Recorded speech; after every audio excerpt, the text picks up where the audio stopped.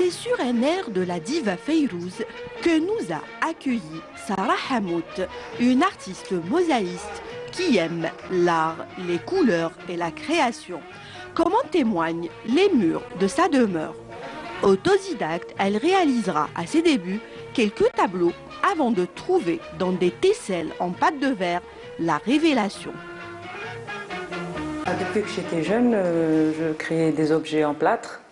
Je séchais les fleurs pour créer des bouquets de fleurs séchées. Je les pendais un peu partout dans la maison.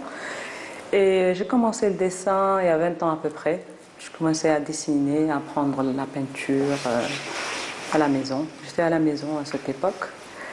Et là, ça fait 7 ans, quand j'ai déménagé, j'ai fait des travaux ici, chez moi. J'ai commencé à faire la mosaïque. En fait, je voulais faire un miroir. En fait, je voulais faire une frise. Je n'ai pas fait la frise. J'ai créé un miroir. Depuis ce miroir-là, j'arrive aux bijoux. La mosaïque est un art ancestral datant de plus de 4000 ans. Mais pour Sarah, c'est un art vivant qui se porte. Et quoi de plus merveilleux que de se parer d'un bout de mosaïque? L'artiste a développé une nouvelle ligne de bijoux qu'elle crée du support à la décoration. Plusieurs étapes sont nécessaires pour fabriquer un bijou. Là, nous sommes à l'étape du polissage d'un joli pendentif. Le polissage, c'est une étape qui fait briller le métal. Donc, peu importe le bijou, que ce soit en argent ou en bronze ou en cuivre ou en or, il y a l'étape du polissage qui est la dernière étape. Donc faire briller la pièce, il faut la polir avec des différentes pâtes et différents tissus, coton. Passionné de couleurs et de matière, l'artiste choisit ses carreaux, découpe, colle et crée des bijoux harmonieux et surtout uniques. L'artiste céramiste donne des cours pour réaliser des tableaux ou des miroirs.